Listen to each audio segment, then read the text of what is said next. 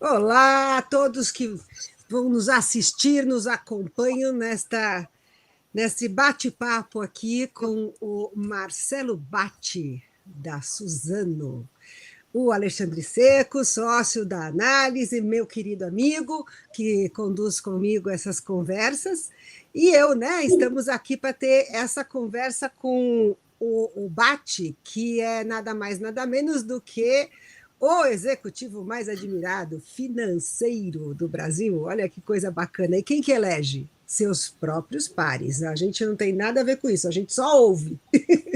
A gente ouve, computa voto, soma, soma, soma e descobre que o Batti, pelo segundo ano consecutivo, ano passado, meio da pandemia ainda, aquela coisa toda, aquela loucura, ele foi o primeiro lugar entre os mais admirados, né? E esse ano novamente está lá no topo do pódio. E por isso a gente está fazendo essa conversa com ele, né? Porque é o primeiro lugar, porque é o segundo ano, porque é uma atividade que, apesar de parecer que não tem muito a ver com o jurídico, ela tem tudo a ver com o jurídico. Né? Quer dizer, e cada vez mais essas áreas estão sempre caminhando em conjunto. No caso do Marcelo Batti, que é formado em administração pública pela GV, ele é CFO, né? Ele é o executivo financeiro da Suzano, responsável também por relações com investidores e o jurídico. Né? E embaixo do guarda-chuva dele tem várias áreas. Né? Tem controladoria, tem serviços compartilhados, tem tributo, tem planejamento, gestão de risco. Olha só quanta coisa que um CFO tem que dar conta, né, Batti? Muito obrigada, viu, por estar aqui com a gente. Parabéns. Parabéns. A Eu que gente vai agradeço o querer. convite. Obrigada. A gente vai querer te ouvir. Eu vou começar soltando a bola aqui para você falar para a gente um pouquinho sobre a tua experiência profissional. Você já me disse aqui um pouquinho antes dessa nossa conversa que passou por setor financeiro, né? Mas você se formou em administração pública. A gente fica imaginando que quem faz administração pública quer fazer políticas públicas, quer mudar o Brasil, quer mudar o país, o mundo, sei lá o quê, interferir na maneira como as relações se estabelecem entre a sociedade e os estados, né? E de repente você foi para a iniciativa privada, mercado financeiro, mais de 10 anos, daí está há 11 anos na Suzano. Como é que é isso? Olha, o motivo de eu ter cursado administração pública é até bem menos nobre do que esse, né? Porque eu queria entrar na GV, era a faculdade dos meus sonhos, e na época o curso de administração pública era gratuito.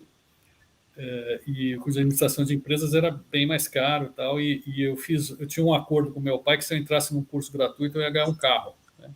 Então falei, é nesse mesmo, né? Então estudei, entrei lá, porque o curso era muito parecido com a administração de empresas no seu conteúdo. Hoje ele não é mais gratuito, hoje mudou, mas na época era parecido e era gratuito. Então eu entrei, e aí a contrapartida que a gente tinha, porque o curso era financiado pelo governo do estado, era fazer estágio no setor público.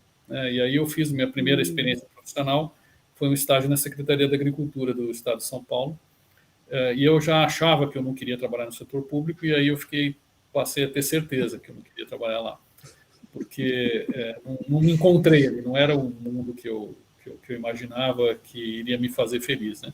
Tem muitos colegas que se formaram comigo que já eram do setor público, continuaram, outros que foram, e são felizes fazendo isso, mas o meu mundo sempre foi o mundo privado mesmo. Perfeito, e ganhou o carro, imagino. Ganhei. Muito bom, essa é ótima. Então, Seco, olha, eu acho que a gente tem aí um convidado que vai nos dar muitas dicas, inclusive de como é que se relacionam esses temas todos, né? Oh, sem dúvida, sem dúvida. O Marcelo sabe que tem um tema meio obsessivo para nós, a gente até falou dele hoje ainda, que é a história de jurídico e de financeiro dentro das empresas, né? Aliás, a gente começou a fazer essa premiação chamando financeiros e jurídicos, porque lá atrás, mais de quase 15 anos atrás, é muito grande o número de departamentos financeiros que tinham o jurídico debaixo do seu guarda-chuva. Isso mudou, enfim, as coisas avançaram, as empresas se reorganizaram, nasceram outras áreas, né? Compliance apareceu com muita força, em alguns casos dentro de financeiro, em outros dentro do jurídico. Mas como é que foi a tua experiência em relação a isso, a conviver com o jurídico e com o financeiro? Essas coisas dão match, não? Eu acho, Seco, que dão muito match. Assim, a gente já teve várias configurações aqui na Suzano, né? Teve um momento lá atrás que era junto, depois separou, depois agora juntou de novo por uma circunstância de reorganização aqui. Mas estando junto ou não, o jurídico é sempre um departamento com começo, meio e fim, né? Então ele tem sinergias com as demais áreas financeiras. Acho que são áreas de suporte ao negócio, né? Eu sempre falo para a minha equipe aqui, quer seja o pessoal de controladoria ou de tesouraria ou do jurídico, que uma empresa como a Suzano, ela não nasceu, ela não é um escritório de advocacia, nem banco, e nem uma firma de contabilidade, né? Nós somos uma empresa de papel e celulose. Então, tudo isso que a gente faz aqui é suporte ao negócio. Então, a grande sinergia é essa, né? Quer dizer, nós somos atividades de apoio para viabilizar que a empresa faça o negócio que ela tem que fazer. Eu acho que tem ganhos importantes de estarem sob o mesmo guarda-chuva, também funciona separado. Eu acho que tem uma coisa interessante que a gente vê aqui, é que estando mais integrado em outros departamentos da empresa, isso acaba dando uma amplitude maior de potencial de carreira para as pessoas, né? A carreira dos advogados geralmente acaba sendo mais focada ali no jurídico. Mas um cara com formação jurídica tem capacidade e formação suficiente para fazer outras coisas na empresa. Exato. Então, hoje você consegue fazer, as pessoas que queiram, né? Porque também, obviamente, que alguns que querem ficar lá dentro fazendo o trabalho de advogado, mas outros querem fazer outras coisas. Então, quando você tem uma organização assim mais fluida, você consegue dar essas oportunidades também. E a gente tem alguns casos de sucesso bem legais aqui, de pessoas que migraram para a área de negócio ou para outras áreas da empresa. Então, de advogados migrando para a área de negócios? Nós acabamos, por exemplo, de pegar uma advogada que cuidava do nosso contencioso aqui, a gerente executiva do contencioso, passou a cuidar da área de negócios florestais. Ela é a pessoa que compra terras para a Suzano, por exemplo. Suzano é um dos maiores proprietários de terras do Brasil, né? Então, ela demonstrou lá uma capacidade de negociação, ela atuava como advogada nessas coisas e ela passou a ser a responsável pelas compras de terras nossas, né? Agora, recentemente. Esse é um exemplo bem interessante. Maravilhas da carreira jurídica, né? Porque essa é uma carreira hoje que abriu tanto, oferece tanta possibilidade, está aí mais uma, muito, muito legal, muito interessante. E vou contar uma outra. Essa perspectiva.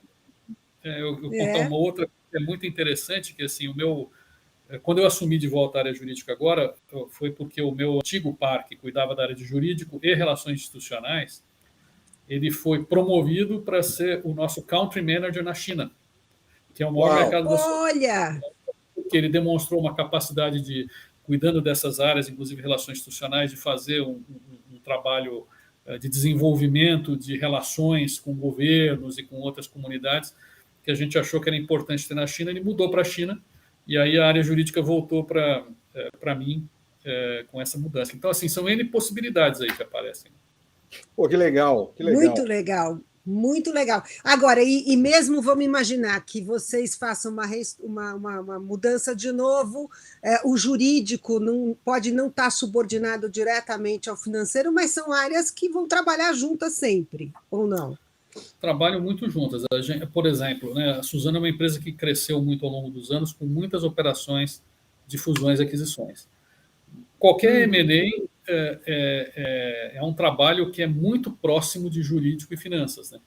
Porque as estruturas do negócio, né, a estrutura contratual do negócio é muito importante. Aí você tem questões antitrust, aí você tem questões regulatórias, você tem questões de legislação de mercado de capitais, para uma companhia aberta como a Suzano, né, CVM. Então, é impossível você separar o trabalho jurídico do trabalho financeiro, né? E assim como em outras coisas, né? A gente é uma empresa que emite muitos títulos de dívida no mercado, tem um trabalho jurídico grande ali. Então, tem muita proximidade entre as duas áreas. E são áreas que estão ali, vamos dizer, acho que duas coisas que tornam áreas irmãs. Uma é o que eu falei já de serem áreas de suporte, de viabilizar negócios, e outras são áreas de gestão de risco, né, onde a gente olha para riscos e tenta mitigar esses riscos, quer seja com soluções contratuais ou com soluções financeiras. Né? Mitigar risco pode ser fazendo um bom contrato, com mais um seguro e mais uma proteção, um hedge, quer dizer, são áreas que trabalham de diferentes formas para atingir objetivos parecidos. O compliance de vocês está dentro desse pacote também.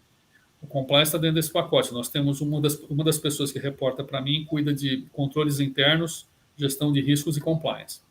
E também já discutimos várias vezes se devia estar dentro do jurídico ou fora do jurídico, já esteve em diversas configurações também.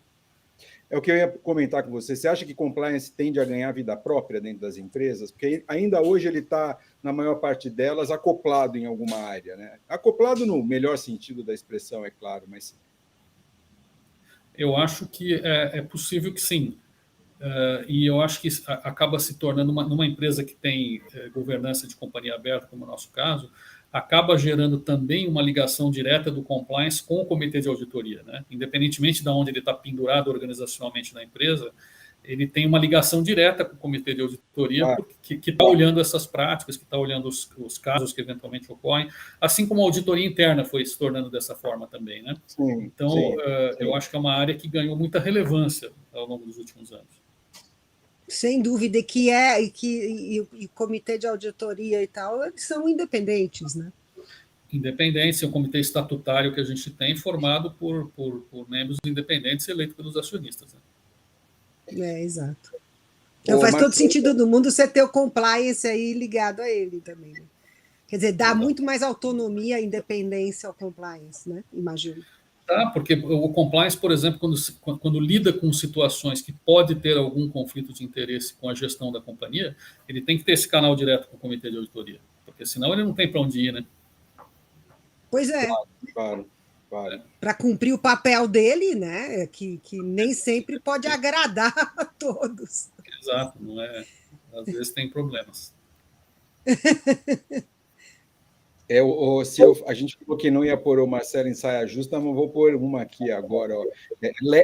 Não muito apertada, mas, Marcelo, o que faz um executivo ser considerado, ter admiração dos seus pares hoje? Porque você já foi eleito 2 vezes como executivo de finanças mais admirado do Brasil, e você também é eleitor, você também vota nessas pesquisas. Né? Qual que é o perfil desse profissional? Pessoal, eu falei, vou repetir aqui para vocês o que eu falei para o pessoal do meu time aqui. Primeiro, a gente tem que ter um pouco de humildade para saber que a gente, para ser admirado, a gente precisa estar em algum lugar que está em evidência. Né? Então, a gente sempre teve um consultor que veio aqui uma vez e falou assim, olha, quem é o melhor jogador do mundo de badminton? Ninguém sabe, né? Porque badminton é um esporte que ninguém liga, né? Agora, o de tênis, todo mundo sabe. Então, assim, trabalhar na Suzano, uma empresa grande, uma empresa que está em evidência, hoje é a maior empresa do mundo de celulose de mercado, uma das maiores empresas do Brasil, isso faz com que tudo que a gente faz aqui tenha visibilidade e impacto. Então, acho que esse é o primeiro. Você tem que estar numa plataforma que te dá a possibilidade de ser visível. Né? Tem muita gente muito boa que acaba não sendo admirado porque as pessoas não estão enxergando o que a pessoa está fazendo, porque trabalha numa empresa muito pequena ou, enfim, alguma coisa que tem menos visibilidade. Então, acho que, primeiro, eu valorizo muito o fato de estar numa empresa que me deu a oportunidade de fazer coisas muito legais, operações diferentes. Fizemos listagem em Nova York, migramos para um novo mercado, fizemos N emissões de ações, de bonds. Então, são coisas que fazem a empresa ficar em evidência e, portanto, você, como executivo, fica também, né? Então, acho que esse é um primeiro ponto. O segundo ponto, eu acho que é a consistência de carreira, né? A pessoa, eu quando voto aí, nunca votei em mim, né? Mas quando eu voto no meu... Até porque não pode, hein? Não pode, né? Mas não pode. Quando eu escolho os meus candidatos, eu olho muito para a história, né? Para a consistência na carreira.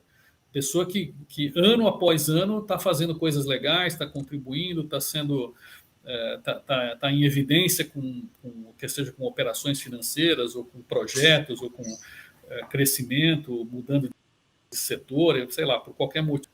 Eu acho que é muito mais do que você brilhar num certo ano porque você fez alguma coisa diferente. Acho que vale muito o que você construiu ao longo da vida, né? E os relacionamentos que você constrói também, né? Você é admirado, eu acho, a gente admira as pessoas não só pelo que elas fazem, mas também pela pessoa que elas são, né? Então, é importante, você vai construindo ao longo do tempo, conhecendo as pessoas e criando essas relações que, vamos dizer, desaguam aí nessa questão do reconhecimento. Legal, legal. Sil, as pessoas, a gente sempre se pergunta, né, se quem vota pesquisa, olha, quer saber a ficha corrida ali do candidato, as pessoas pesquisam, né? Não votam no olhômetro, não, né? Quando a gente faz essas... Eu sei que, por exemplo, a gente não indica, né? Nada, a pesquisa é espontânea, então o nome tem que surgir ali dos eleitores. Né? E como o Bati está dizendo, eu fico muito feliz de ouvir, né? Quer dizer, tem uma série de critérios que, ainda que não sejam postos pela pesquisa, né, são levados em consideração por vocês ao votar. Você não vai votar simplesmente porque é um nome que te chama a atenção, né? Imagino. Não, depois justamente nossa impressão, né? E você, quando recebe o prêmio, que é um motivo de muito orgulho, fica muito feliz, mas você quer que seja uma coisa que tenha representatividade, que tenha, vamos dizer... Claro. Acho que representatividade. Então, assim, para você ver valor em ter recebido o prêmio, você tem que votar com critério também, né? Claro. É um ponto ótimo também. E olha, eu preciso dizer aqui publicamente que o Bati, a nossa equipe lá da editora adora você, tá, Bati? Pelo seguinte,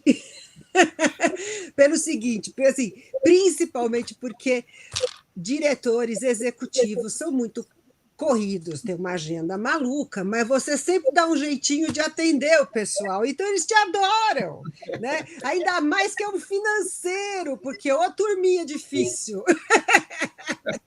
A gente tem uma fama meio ruim às vezes, né? Mas vamos... Não é nem que é ruim a fama. A coisa é assim, olha, o executivo financeiro, ele não gosta de aparecer.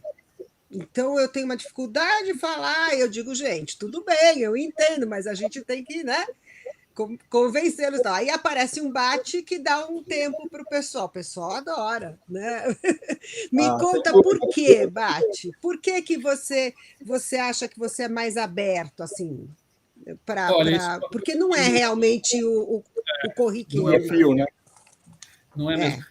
Mas é uma coisa que na minha vida mudou muito assim nos últimos 3, 4 anos, porque a forma da gente se comunicar com as pessoas foi mudando, né? Então, assim, o executivo financeiro está muito acostumado a conversar com o banco, com o auditor, com investidores, né? Quando você é uma companhia aberta, tal. Esse é o nosso dia a dia. E são públicos muito específicos, com linguagem específica. À medida que os meios de comunicação foram mudando, as interações foram ficando diferentes. Então, eu vou contar uma história interessante aqui, né? A Suzano é uma empresa, é muito difícil ler o resultado da Suzano, porque é uma empresa dolarizada. Então, tudo que a gente vende é em dólar, a gente tem dívidas em dólar, tem assim, e às vezes quando varia muito o câmbio, isso pode gerar um prejuízo muito grande ou um lucro muito grande no nosso balanço, que não quer dizer nada, nem uma coisa nem outra, né? Porque não tem efeito prático imediato, porque a gente olha muito mais o equilíbrio econômico do que propriamente o resultado contábil, né? Então, no começo da pandemia, quando o dólar saiu lá de 4 para 5,50 e tal, a Suzano teve um prejuízo enorme no balanço. Só que, curiosamente, quando o dólar aumenta, isso melhora o nosso resultado no dia a dia, né? Porque a gente é exportador. Mas a gente faz operações de hedge, e naquela operação de hedge você perde, mas no todo você está ganhando. Então, tinha no Twitter, que eu não usava o Twitter, tá? Mas começou a aparecer lá, como que a Suzano não manda esse cara embora? Olha a besteira que ele fez, como é que perde tanto dinheiro, não sei o quê. E são pessoas que não entendem como funciona isso aí. Então eu falei, bom, aí o outro, esses caras que fazem comentários aí sobre ações e tal, eu falei, bom, eu posso ter duas posturas, né? Uma é ficar olhando e não fazer nada, o outro é tentar explicar, né? Então eu entrei no Twitter, comecei a responder, aí comecei a fazer umas lives, né? O pessoal começou a convidar para entrevista para explicar como funciona. O negócio, sim, deu esse prejuízo por causa disso, isso tem importância, aquilo não tem. E isso foi mudando nos últimos 2, 3 anos pela necessidade, né? Então a gente teve que aprender a desenvolver linguagem para falar com outros públicos. Hoje, por exemplo, o número de pessoas físicas que investem na Bolsa aumentou muito, né? Então, não adianta você saber se comunicar só com aqueles 100 investidores sofisticados, você tem que falar de um outro jeito, tem que falar com todo mundo. A gente começou, por exemplo, também há uns 2 anos a fazer, além quando a gente divulga o resultado, né, a gente faz um release com o resultado, um monte de todos os dados ali, eu também faço um vídeo de 3, 4 minutos falando dos principais resultados para botar no YouTube, para falar de uma forma mais simples para outras pessoas. Então, a gente foi aprendendo que a gente precisa se modernizar como empresa e cada um de nós como executivo, né? A linguagem ficou... A demanda de comunicação para nós ficou mais complexa e a gente tem que ir se adaptando. Valeu a pena responder ao Twitter? O Twitter é um lugar que tem muito hater, né? Então, assim, você tem que responder até certo ponto, né? Porque se você entrar no bate-boca, não acaba nunca. Mas, assim, o que eu procuro fazer é dar explicações, né? Aí o cara faz juízo de valor, se ele acha que está certo ou errado, aí não adianta ficar discutindo com uma pessoa. Mas eu procurei esclarecer, olha, fizemos assim por causa daquilo e tal. Mas é divertido. Assim, eu comecei a usar e eu não entro todo dia, porque senão é mais uma demanda assim, diária, mas eu acho que quando tem coisa importante... E aí a gente tem os amigos que falam assim, estão falando alguma coisa de você lá, vai lá e fala. A gente vai lá e tenta esclarecer e tal. Então, outro dia, aí quando aconteceu o contrário, quando o dólar caiu para 4,50, a gente deu um lucro enorme. Aí, gênio, Suzana... Virou gênio. A gente não é gênio e também não era idiota naquele outro momento. A gente continua fazendo a mesma coisa que sempre fez. Olha, rede social e comunicação, enfim, é sensacional, né? Sensacional. É sensacional. Aliás, eu ia pegar esse gancho, falando lá da primeira pesquisa que a gente fez, mapeando, né, os departamentos financeiros, a gente descobriu uma coisa bem curiosa, viu, Bati? Naquela época, 11% das empresas tinham a comunicação embaixo do financeiro. O que você acha disso? Putz... nunca tive essa experiência, mas assim, a comunicação, tem um lado de comunicação com o mercado, né, que é com bancos, com agência de rating, com investidores, que está dentro do financeiro, que é uma comunicação mais técnica. Agora, a comunicação mais lato sensu, né, envolvendo gestão de marca, né, reputação, etc., até pode estar embaixo do financeiro, mas assim, não vejo que tenha muita sinergia, não, né? É estranho, não é? Eu não sei. Eu olhei e falei, gente... É estranho. São competências um pouco diferentes. Mas, independentemente disso, eu acho que hoje um gestor financeiro moderno ele tem que contribuir para a reputação da empresa, né? E comunicação e marca é sobre reputação. Então, se você não fala, né, se você não se comunica, você está deixando de contribuir para essa construção que para qualquer empresa é importante. Claro, e se você deixa, por exemplo, uma coisa daquela, você é o estúpido da história, sem nenhuma explicação, está valendo essa narrativa, né? Exato. Quer dizer, de alguma maneira tem uma empresa que não se posiciona, né? Porque isso. Não é você a pessoa do Bati, né? Não é. A gente tem que saber também separar, né? Não é que o cara está falando bem ou mal de você, né? Exato. É da empresa, daquele momento. Marcelo, a gente, pegando esse gancho dos 15 anos e lá de trás, o que a gente viu nesses 15 anos de mudança no papel do executivo jurídico é uma coisa de outro planeta, né? A gente sempre brinca que era o executivo do não, e hoje é um executivo que está envolvido nos negócios, está falando em dados, enfim, é uma mudança, responde mais à presidência das empresas, enfim, a transformação do papel jurídico é uma coisa impressionante. Aconteceu alguma coisa parecida com o financeiro? Ou ele tem um papel... Porque A presença do financeiro, a importância sempre foi muito grande, especialmente no Brasil, um país com tantos altos e baixos. Né? Mas essa curva oscilou muito. Eu acho que tanto o jurídico quanto o financeiro tinham no passado um pouco desse lado de pessoas que estão olhando muito mais para os riscos do que para o negócio, né? Então, as pessoas que falam muito não, né? E aí criou-se em muitas empresas essa rixa da área entre áreas comerciais e de negócios com o jurídico e o financeiro, que tentavam sempre proteger a empresa. Eu acho que ao longo do tempo se foi encontrando, e nas empresas que evoluíram mais modernas, a questão do equilíbrio, né? Porque não adianta você proteger demais e não fazer negócio. Mas também não pode fazer negócio de qualquer jeito, né? Então, isso foi mudando muito. E eu, assim, para pegar um exemplo específico dos financeiros, né, já que você já falou do jurídico, eu acho que hoje, por exemplo, né, você tem uma série de regulamentações que estão sendo criadas, no mundo inteiro vai chegar aqui também, que você tem que incluir nos seus relatórios financeiros das companhias abertas uma série de informações sobre sustentabilidade, né, sobre efeitos de mudança climática, uma série de coisas. Então, hoje, assim, quando eu estou na Suzano há 11 anos, eu trabalhava na holding do grupo, há 8 anos eu sou CFO. Há 8 anos, quando eu me encontrava com qualquer investidor, era muito raro alguém me perguntar alguma coisa sobre sustentabilidade. Hoje, é muito raro que não aconteça. E a gente tem que estar versado nesse tema. Eu tenho que saber falar sobre isso, né? O que a empresa faz que pode ter impacto positivo ou negativo sobre o meio ambiente, como é que você está fazendo para resolver, quais são as oportunidades ou as ameaças. Então, é um tema novo que a gente teve que aprender, né? Teve que trazer a área de sustentabilidade muito mais próxima do financeiro para nos ensinar ao que falar, né? Como é que funcionam esses conceitos.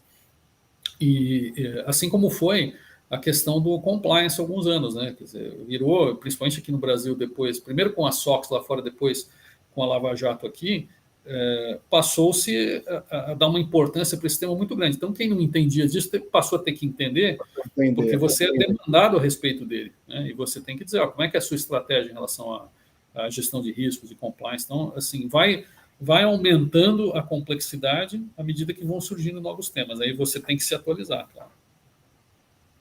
E vocês, inclusive... É engraçado. Desculpa.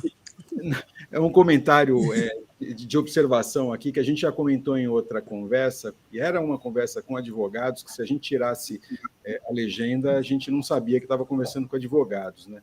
E aqui, ouvindo o Marcelo, é interessante, né? Sustentabilidade, aí ele falando de Twitter e responder em rede social, tirou a legenda, fica difícil. Olha como é interessante, né?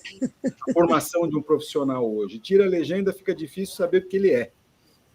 Exatamente, exatamente. E eu vi, Bati, um comunicado da Suzano, né, falando sobre inovabilidade, que acho que é um conceito que você tem gostado de tratar, né? Que mistura a inovação com sustentabilidade, é isso? Como é que é essa história? Porque são coisas que, como diz o Seco, a gente não colocaria no guarda-chuva do financeiro. Então, o que acontece é o seguinte, né? O nosso setor, né, o setor agroindustrial, o setor florestal, tem uma característica muito interessante, porque tudo que a gente faz vem da floresta, né? Então, a gente planta florestas, depois colhe, processa e produz os produtos, celulose, papel, etc. E tem toda essa onda da sustentabilidade está nos dando uma grande oportunidade de tirar uma concepção errada que tem no mercado, que tem assim para todo mundo, né? Desde criança, se fala assim, não imprime papel que está derrubando uma árvore. Então a gente fala, a gente na verdade tem um impacto positivo para o meio ambiente. Porque eu derrubo a árvore que eu plantei. É a mesma coisa que o cara que planta alface, né? Ele planta alface, daí ele colhe alface. É a mesma coisa nós com as árvores, né? Eu vou lá num lugar que não tem floresta, eu planto uma floresta e depois a gente colhe e planta outra vez, né? E assim vai durante anos e anos. A Suzano tem quase 100 anos fazendo isso. E crescendo a área ao longo do tempo. Toda vez que você cresce área... Normalmente, quando você cresce área plantada, você cresce em áreas que eram pasto antes. Então, você pega um negócio que não tinha nada e você planta a floresta. O que acontece? Você captura carbono da atmosfera que não estava sendo capturado antes. Então, nosso setor é um setor que, quanto mais cresce, mais efeito positivo ele traz para a sociedade do ponto de vista ambiental. E essa é a oportunidade que ficava meio dormente no passado, ninguém falava muito sobre ela, né? Então, a gente fala que o futuro da empresa, né, uma empresa que tem 98 anos, provavelmente os próximos 100 anos da empresa vão estar ligados a criar novos produtos e novas soluções que usem, que inovem a partir dessa plataforma sustentável. Nosso negócio é muito sustentável por natureza, né? A gente planta no mesmo lugar, às vezes, há 50, 60 anos. Então, eu tenho que ter uma prática que eu tenho certeza que, quando eu vou lá e colho a árvore, a próxima que eu plantar vai ser tão produtiva quanto ou mais, né? Então, eu tenho que cuidar daquela terra, tenho que cuidar das reservas que eu tenho que ter, eu tenho que cuidar da disponibilidade de água, tudo isso. Eu não posso ir lá e simplesmente acabar com o meio ambiente ali, porque senão eu estou indo contra o meu próprio negócio, né? Então, a gente criou esse conceito, que é a inovação baseada em sustentabilidade, que vai trazer novas soluções, novos produtos e, portanto, crescimento. Onde isso junta com a área financeira? É na geração de valor, né? Onde que nós estamos direcionando os investimentos da companhia, como é que eu estou comunicando para os meus investidores o que a gente vai fazer. Aí junta também pelo lado mais de reporting. Hoje a gente tem que trazer uma série dessas informações para dentro das informações financeiras da empresa também. Então, a gente acha que esse conceito para o nosso setor e para a nossa empresa é muito importante e vai ser a base da construção do futuro aí no nosso negócio. Muito, muito legal isso. E também, bom, não vamos deixar de lembrar que você pode estar ganhando dinheiro também com esse carbono sequestrado, né? Ainda não vendemos, mas podemos vir a vender. A gente está no processo de certificação, isso é verdade. Você vai poder vender os créditos de carbono. Tem uma série de regras aí que tem que ser cumpridas, mas isso vai se tornar um mercado relevante em pouco tempo. Quer dizer, você pode entrar num novo negócio, né? Sim, pode virar um novo negócio. Você fala em pouco tempo, o que é pouco tempo nessa área, Marcelo? Não, o que acontece é assim, para você vender um crédito de carbono, você tem que primeiro certificar que você tem aquele crédito, né? Então tem lá uma série de regras, tem empresas que certificam, esse é o processo que a gente está fazendo. Depois você tem que saber para quem você vai vender, e existem basicamente duas formas de vender. Uma é você vender, eu quero vender e você quer comprar, eu posso vender para você, né? Uma transação bilateral, que geralmente negocia-se por valores relativamente pequenos. E aí tem os mercados organizados. Na Europa tem um mercado organizado, uma bolsa. Só que na bolsa europeia eu só posso vender carbono que eu capturei na Europa. Aqui no Brasil não vale. Que não tem sentido nenhum, né? Porque a atmosfera do mundo é uma só, né? Então, assim, tanto faz. Então, é uma espécie de reserva de mercado. Então, o que a gente está trabalhando é para inserir o Brasil nesse mercado global de forma que os créditos passem a ter valor maior. Então, certificar o crédito é tranquilo, a gente esse ano ainda vai ter crédito certificado. Se eu vou vender ou não, aí é uma outra discussão, porque talvez hoje eu não consiga vender por um preço adequado, né? Talvez seja melhor deixar para vender quando a gente estiver inserido nesses mercados maiores. E aí tem um trabalho para ser feito de relações institucionais, com governos, etc., para chegar lá. Mas e daí o BAT... Falta ajustes, mas é um mercado que existe. Poder mudar com o mercado. Ele já existe hoje, mas países não europeus não têm acesso ainda. Então, o desafio é criar um mercado global para isso. E aí, imagina, e aí relações institucionais, você também entra nessa. Eu tenho relações institucionais, é uma responsabilidade de um colega nosso aqui, né? Não é minha direta, mas tem uma ligação muito íntima, tanto com o jurídico, quanto com a área de comunicação, né? Então, acaba que sendo 3 áreas diferentes da empresa que trabalham muito conjuntamente nisso, né? Quando você tem que fazer esses trabalhos de advocacy, né? E nós, os executivos da empresa, acabamos entrando muito, né? Então, o nosso CEO, o Walter, foi lá para Glasgow, por exemplo, lá na COP26, para poder conversar com as pessoas lá, para poder viabilizar esse tipo de negócio. Eu participo de alguns fóruns globais aqui da ONU. Então, tem um trabalho grande para ser feito, porque essas coisas não vão cair do céu, né? Nós temos que construir isso aí.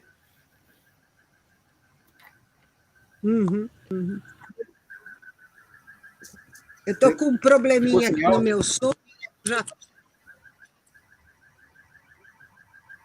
Eu notei que abaixou. Pronto. Troquei o fone de ouvido. Desculpa. Questões da tecnologia. Aliás, falando em tecnologia, como é que o financeiro se beneficia das questões tecnológicas novamente? Porque eu imagino que, assim, dados são fundamentais para você tomar decisão, e hoje você tem uma série de formas mais precisas até de obter esses dados, né? Quantidade e qualidade de informação. Como é que vocês estão usando tecnologia, não só na produção da celulose e da melhor processo produtivo, como você já disse, mas internamente, para aquilo que você é cobrado para fazer? Porque eu imagino que você continua sendo cobrado por market cap, você precisa dar conta de recados operacionais aí, que o fato de você estar mais estratégico não quer dizer que você não tenha que olhar para uma série de coisas do dia a dia, né? Só dá para ser estratégico quando o dia a dia está funcionando, né? Senão não dá. Mas assim, a tecnologia é um grande desafio, uma grande oportunidade, né? Ontem mesmo eu estava aqui com a minha equipe de controladoria discutindo algumas mudanças de processo, automações que eles fizeram, que levaram determinados processos que a gente faz, que demorava 20 e tantas horas para fazer, passou a demorar 3 minutos. Como que faz isso, né? Com robotização, com inteligência artificial, às vezes com automações relativamente simples, né? Que não são tecnologias complicadas. Então, acho que a oportunidade, o desafio para a gente é olhar para tudo que a gente faz. As empresas costumam ser meio burocráticas, né? Então, todos os processos que a gente executa, eles podem ser melhorados e muitas vezes podem ser melhorados com tecnologia, para que aconteça com mais segurança, mais rápido, mais preciso, né? E acontece que, assim, são muitas coisas. Então, assim, você não consegue fazer tudo de uma vez, né? Você tem que ir trocando o pneu com o carro em movimento, porque você tem que gerar o balancete, tem que fazer tudo, não dá para parar a empresa, consertar tudo e depois começar de novo. Então, você tem que eleger prioridades e ir fazendo aos poucos, né? Mas eu acho que o potencial é muito grande mesmo. E como que a gente vai se beneficiar? Primeiro, tem informação mais rápida. Para tomada de decisão, velocidade é importante, né? Faz muita diferença se eu sei o que aconteceu ontem, hoje, ou se eu só vou saber daqui a uma semana, né? Em termos de... Então, assim, velocidade tem um ganho importante para a gente. Outra é precisão, né? Robustez do dado, né? Eu posso rodar uma informação, só que eu vou depois num outro lugar, a informação tem que ser a mesma, né? Senão, quando ela não converge, ela mais atrapalha do que ajuda, né? Porque eu vou tomar decisão baseada nessa ou naquela, se eu não sei qual está certo. Então, a tecnologia está dando mais robustez, né? E está facilitando mais a vida também de você auditar depois, né? Porque quando você tem informações que são geradas de forma automática e integrada, é muito mais fácil você auditar depois, saber que ela está certa ou não, né? Se ela tem menos intervenção manual.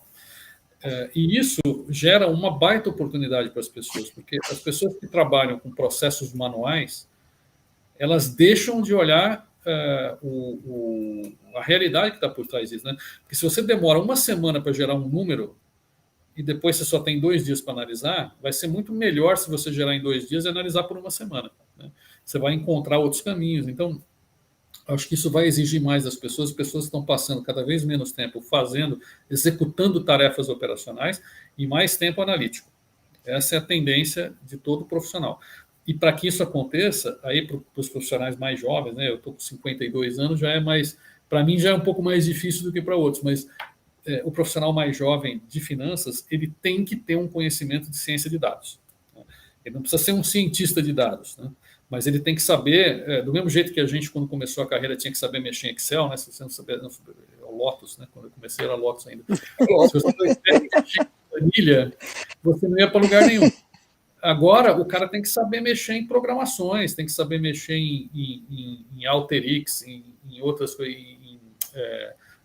BI, Power BI. Quer dizer, essas coisas que eu não sei mexer, né? O cara que está começando, ele tem uma necessidade de saber fazer essas coisas, porque isso é que vai fazer as coisas evoluírem, né, olhando para frente, né? Então, os skills mudaram, e o profissional de finanças ele tem que ter uma capacidade de compreensão de questões sistêmicas, computacionais muito grande.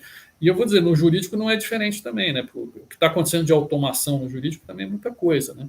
Então, tem muito trabalho básico que pode ser feito pelas máquinas. E os profissionais vão ter que se qualificar cada vez mais para atuar ou nas exceções ou nas coisas de alta complexidade. Só fazendo um parênteses, como todo mundo está revelando a idade, eu vou revelar a minha também, ó. Eu tenho essa. Eu também tenho. A minha estava aqui na minha mão, agorinha. Eu tenho também, mas eu estou mais moderno agora. Estou usando ela aqui no celular. Usando o celular, né? É que a minha é uma edição de aniversário. Eu guardo como um xodó, edição de 25 anos. Marcelo, a gente fala muito, essa questão de tecnologia também é outra obsessão minha, mas a gente fala muito e vê muito tecnologia hoje ainda em processo, mas é pouco ainda em dados propriamente, né? Você tem alguma coisa de inteligência de máquina, aprendizado de máquina? Você tem alguma estrutura para analisar dados e gerar insights a partir dessa análise? Temos sim, tem a área de inteligência de mercado nossa, por exemplo, né, que olha o que vai acontecer. Nós negociamos um dos produtos que a gente negocia, o nosso maior produto é uma commodity global, que é a celulose. Né? O que vai acontecer com o preço da celulose? Vai subir, vai cair. Commodity sempre oscila. Né? Então, cada vez mais a gente está aplicando ciência de dados para poder capturar informações de vários lugares, para poder tentar tirar por correlações conclusões. Então, como é que está? De onde estão saindo os navios? Para onde estão indo? Tem fábrica que parou em algum lugar? Não. Como é que estão as plantações? Então, você vai pegando um monte de informações e vai cada vez mais juntando e tentando tirar conclusões que levem a decisões de negócio. Né? Então, isso está evoluindo bastante. O grau de precisão melhora a cada dia. Né? É uma coisa que não está pronta, né? E são soluções que, às vezes, precisam ser desenhadas para cada empresa. Precisa de uma solução. Mas a gente vê uma evolução muito, muito, muito rápida e dados e conclusões cada vez mais confiáveis que vem daí. Isso acontece no dia a dia. É curioso que a gente viu algumas histórias de jurídicos, né? O jurídico tem uma visão transversal da empresa, analisa contratos, e o jurídico, quando passou efetivamente a analisar dados e informações, ele começou a participar do negócio efetivamente, né? Abriu uma porta para o jurídico essa história de análise de dados, que antes era uma das que eram mais estreitas, né? Participar efetivamente do negócio. Porque no teu caso, você está dentro do negócio, porque você está dentro de preço, dentro de valor, dentro de...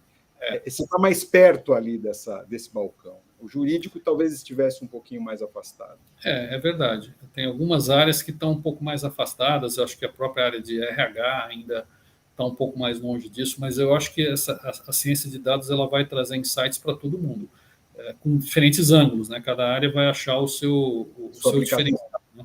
E a sua aplicação, mas eu acho que ninguém vai poder, ninguém está isento dela, né? O que mudou, por exemplo, na atividade de auditoria interna de uma empresa com a ciência de dados é uma loucura. Hoje você faz um monte de coisa que você faz sem precisar ir nos lugares, né? Que você faz simplesmente cruzando informação. Pô, se acontece isso junto com aquilo, aqui tem um risco, aí acende uma luzinha. E você fica muito mais abrangente, né? Então, isso vale para N áreas aí. Agora, a tecnologia, de uma certa maneira, é vista como desempregadora por algumas pessoas, né? Tem um fatalismo assim que fala: ah, não, vão acabar os advogados. Para que vai precisar de advogado? Se você tem robô lá que cata a jurisprudência, o outro faz o contrato, assinatura digital, tá tudo certo, não precisa mais. O financeiro também, né? Para que vai precisar analisar o balanço? Não, os robozinhos vão fazer tudo. Tecnologia desemprega ou desemprega quem não está preparado?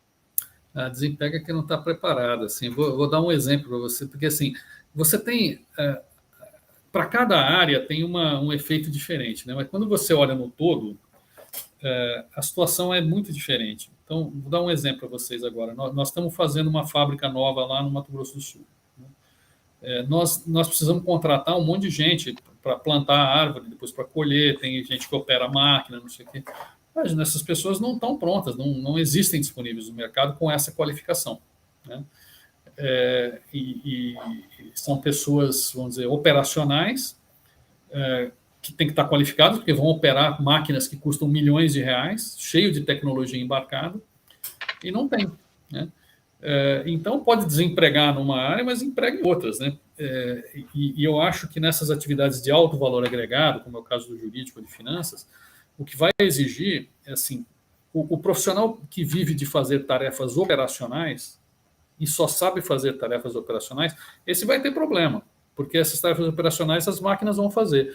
Mas o julgamento, a inovação, a mensuração do risco, como é que você encontra soluções, isso aí vai precisar das pessoas, das pessoas qualificadas, isso não tem jeito. Então, assim, você vai gastar, como eu falei agora há pouco, você vai gastar mais tempo encontrando solução do que encontrando problema, porque o problema já vai ficar mais evidente, né? Você já sabe que tem um problema. Então, o que eu faço com aquilo? Então, o profissional tem que se qualificar para ser mais... nós não precisamos gastar tanto tempo para encontrar o problema, nós vamos precisar gastar tempo para encontrar como resolve o problema. Essa descrição está na tua cabeça quando você pensa em alguém para trabalhar no teu departamento? Você sintetizaria dessa forma o teu candidato modelo? Eu acho que as pessoas têm que ter, primeiro, para trabalhar em áreas como jurídico, financeiro, tem que ter uma mentalidade de servir, né? Nós somos prestadores de serviço para a empresa, né? E nós estamos aqui para viabilizar o negócio da empresa e também, obviamente, para aplicar alguns controles, né? Que também faz parte do nosso papel. Então, essa é uma primeira característica que a gente busca. E uma outra característica importante é a capacidade de fazer conexões, né? As pessoas que, ao mesmo tempo que tem que ter um conhecimento específico sobre o tema para o qual ela vai trabalhar diretamente, ela tem que saber como isso se conecta com o resto. Porque é nas interfaces que dão os problemas e as oportunidades, né? Porque, assim, sentar e escrever um contrato, ou sentar e fazer um valuation, no caso do financeiro, não é tão difícil. Mas você ver como isso se conecta com o negócio, como uma coisa liga com a outra, com outra coisa que a empresa está fazendo, ou com o mercado, etc. Aí é que é mais complicado e aí é que gera valor, né? Então, a gente busca muito esses profissionais que têm essa capacidade de fazer conexão e, mais recentemente, esse conhecimento de ciência de dados, que tem se tornado cada vez mais importante. Nem todo mundo precisa ser cientista de dados, mas tem que ter familiaridade com essas ferramentas, como eu falei, do mesmo jeito que a gente tinha que ter com Word, com Excel no passado, agora são outras ferramentas, e você tem que estar versado nelas, né? Você já pede isso numa descrição de vaga, já está descrito que o sujeito tem que ter conhecimento dessas ferramentas, R, qualquer uma que você vai usar? Acho que, já está presente? Dependendo da vaga, sim. Nas atividades de controladoria, por exemplo, que lida muito com informações, é fundamental, né? Para outras áreas, talvez a tesouraria, que é mais negócio e tal, é menos, né? Mas também tem valor ali, né? Mas em muitas funções a gente pede isso. Seria um diferencial de qualquer maneira, né? Mesmo Sem que não dúvida pedido. nenhuma. Sem dúvida nenhuma. E o futuro do papel? Você falou aqui que a gente... Você falou que a gente não deve pensar que quem faz papel está acabando com as árvores, matando os bichinhos, etc. A gente já não pensa mais isso, né? A gente sabe do reflorestamento, da seriedade da produção da celulose no Brasil, pelo menos a gente sabe. Agora, o principal produto da empresa é a celulose. Celulose não serve só para o papel aqui do meu caderninho, onde eu gosto de tomar nota, porque eu adoro esse aqui ainda, né? Sou analógica, mas eu estou lá no século passado. Como é que vocês veem isso? Silvana, o nosso mercado está em transformação, uma transformação muito grande, né? Hoje, a maior parte da celulose, a Suzano é a maior produtora de celulose de mercado, né? A celulose de mercado é a celulose que é vendida para quem faz papel, né? Nós somos o maior do mundo hoje. Mais ou menos 60% do que a gente vende é para clientes nossos que produzem papéis sanitários. Então, papel higiênico, guardanapo, papel toalha, esses descartáveis, que cada vez mais ganham, quanto mais a população se urbaniza, quanto mais ela ganha renda, mais ela usa esse tipo de coisa, né? E usa com produtos de maior qualidade, que usam mais celulose e tal. Então, é um produto que cresce muito. Depois você tem embalagens, que é um outro mercado muito grande, né? o que aconteceu na pandemia com o crescimento do e-commerce, né, porque as pessoas não podiam sair de casa, compraram mais pela internet, o e-commerce usa muito mais embalagem do que quando você vai na loja. Né? Você chega, você pede uma coisa pela internet, vem com um monte de papel. Então, isso aí tem aumentado a demanda também por celulose. Depois você tem substituição de plástico, né? Tem uma série de produtos plásticos, começar por canudinho, copo de plástico, uma série de coisas que as pessoas estão começando a ficar mais preocupadas com o impacto ambiental disso e preferindo produtos de papel, né? Que tem uma característica mais sustentável. Então, todos esses mercados estão crescendo. O mercado de papel cartão, de embalagem, o de papéis sanitários, de papéis decorativos, tudo isso cresce, né? Qual que cai? O que cai é o papel gráfico. Esse sim, o papel que serve para fazer, para imprimir e escrever, né? Então, esses aí caem, dependendo do país, né? Nos Estados Unidos cai mais ou menos 5% ao ano o consumo desses papéis. Já há muitos anos, né? O mercado americano... Opa, chegou um amigo aí. O mercado nos Estados Unidos hoje do papel é metade do que ele era há 20 anos. Uau. E aqui no Brasil cai menos porque ele nunca foi tão grande, né? Então, assim, como a população não consome tanto, também não cai tanto, mas cai também. Então, o consumo de papel gráfico vai continuar caindo, o consumo de papéis sanitários vai continuar subindo e de embalagem vai subir também. Isso, quando você junta isso tudo aí, o consumo de celulose vai continuar subindo. E a isso a gente tem que somar o seguinte: a árvore ela pode servir para fazer um monte de outras coisas que não é papel. Hoje a celulose serve basicamente para fazer papel, de diferentes tipos, mas ela serve também, pode servir para fazer roupa, para fazer químicos, para fazer combustível, para fazer um monte de outras coisas que a gente está desenvolvendo como parte desse processo aí da inovabilidade que a gente falou, que vão ampliar esses mercados no futuro. Então, assim... A mesma árvore que faz papel faz tudo isso, a mesma espécie? Pode fazer, não. Tem espécies diferentes, servem para diferentes aplicações, né? Então, o que faz embalagem, por exemplo, caixa de papelão, com pinos, mas papel higiênico, por exemplo, você faz com eucalipto. Mas tem variações, mas basicamente o mesmo processo. Né? Entendi. Quer dizer, mas as suas florestas elas não são multiusos. Você tem uma floresta para um determinado fim e ela tem que seguir aquela finalidade. Eu não posso usar a mesma floresta para várias finalidades. Para várias finalidades, sim, mas não para todas, né? Então, a Suzano só trabalha com eucalipto, a gente só tem eucalipto. Então, por isso que a gente não produz caixa de papelão. Mas tem partes da caixa de papelão que podem ser feitas com a celulose de eucalipto. Né? Entendi. Assim como você fazer papel higiênico com celulose de pinos, não vai ficar tão bom, porque ele fica mais duro e tal. Então, assim, mas a gama de produtos que você pode fazer com a mesma espécie é grande. Ela não é infinita, né? Mas ela é grande. Entendi. Quer dizer, amanhã você pode achar outras aplicações ainda para a sua... Estamos desenvolvendo isso todo dia. A gente tem uma área aqui de pesquisa e desenvolvimento com um grande número aí de pesquisadores, de PhDs aí que estão olhando para isso todo dia e buscando essas novas soluções. É legal. A Suzano inventou, né, isso é uma coisa importante, a Suzano inventou a celulose de eucalipto, né? Não sei se vocês sabem disso. Sim. Foi criado pela Suzano, só existia celulose de pinos, e aí adaptaram o eucalipto, que é uma espécie australiana, aqui para o Brasil, e o eucalipto hoje é a maior fonte de celulose do mundo.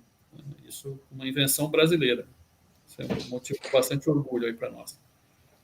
Nem fale. Um autônomo que ele é um defensor de eucalipto, ele fala, sempre que você falar com alguém de eucalipto, fala para ele, pergunta para ele se eucalipto destrói o solo ou não destrói, o Alexandre. Exatamente. Eu vou responder da maneira mais simples possível, porque quando eu cheguei na Suzano eu fazia essa pergunta também. A maneira mais simples de responder isso é o seguinte: a gente tem fazenda de eucalipto que a gente planta e colhe eucalipto há 60 anos, no mesmo lugar. Se ele destruísse o solo, não crescia mais nada lá. Né? Já deve dar uma explicação, né? Exatamente. Puxa vida, olha, gente, por incrível que pareça, nós já estamos aqui com quase 1 hora de bate-papo, né? Tão gostoso, está passando tão fácil que eu já vou pedir para você